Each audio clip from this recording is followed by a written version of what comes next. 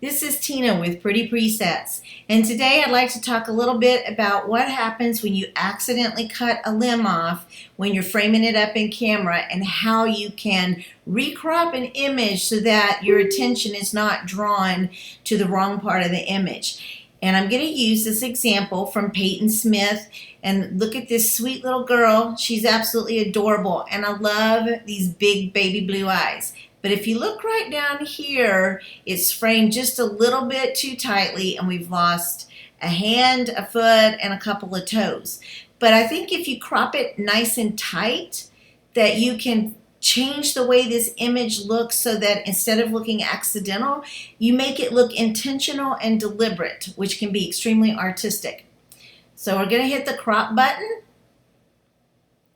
and I'm just going to pull it down really tight.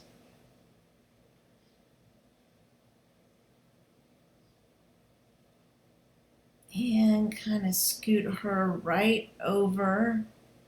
I don't want to totally take the bow over, and I don't want to lose these fingers and get them too close to the edge in case she decides to print.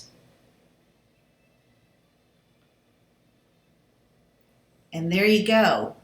It's nice and tight, and her face is definitely the focus. These blue eyes are kind of lining up in the rules of third, and that's pretty much it. It looks intentional and deliberate, and you're looking at her face, and you really don't notice quite as much that you've lost these limbs down at the bottom.